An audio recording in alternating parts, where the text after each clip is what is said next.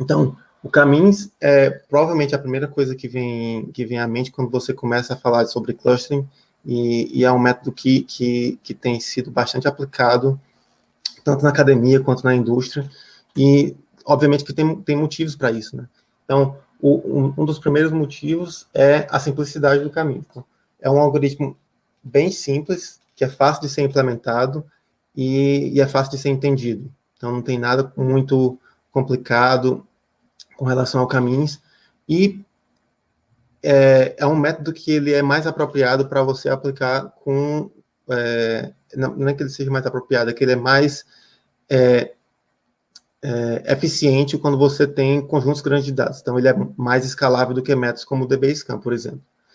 E isso ajuda na popularidade dele, para ele ser bem utilizado em diversas aplicações. Qual o problema do Caminhos? O Caminhos, ele requer que o usuário diga inicialmente qual o número de clusters que ele quer encontrar no conjunto de dados, né? Então, isso em aplicações de clusters, quando você está trabalhando com um aprendizado não supervisionado ou análise exploratória de dados, é algo que nem sempre o usuário tem uma noção de quantos clusters devem ser achados no conjunto de dados. Então, isso complica um pouco a eficácia da usabilidade do Caminhos e o quão bons são os resultados que você encontra, dependendo do número de clusters que você pede para ele encontrar. E, obviamente, também tem problemas com a sensibilidade à inicialização dos centroides, que você inicia o algoritmo, né? E ele também não é robusto à presença de ruído nos dados. Então, se você tem muito ruído nos dados, o que acontece é que isso pode afetar os resultados que você encontra com o Caminhos.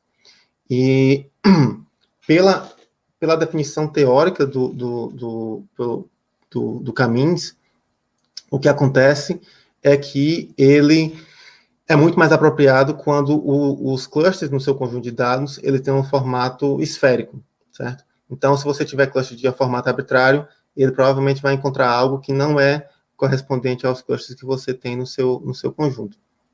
Por outro lado, o DBSCAN, ele é um algoritmo que ele é bem popular também, já tá na literatura há 25 anos, mais de 25 anos, e foi um dos pioneiros na questão de clustering baseado em densidade.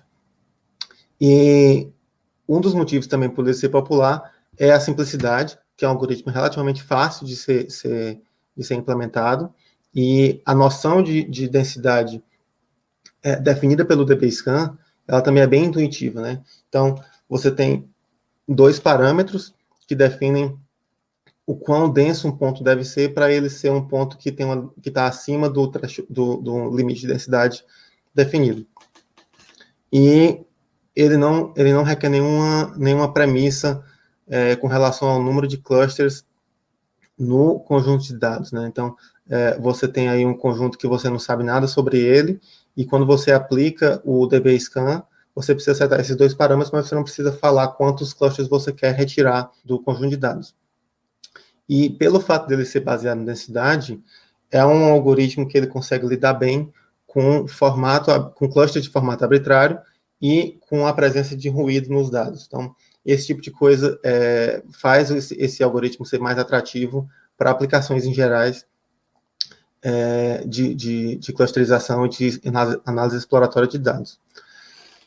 E o problema do DBSCAN que vem sido abordado há muito tempo na literatura e as pessoas têm dificuldade ele tem 2 parâmetros de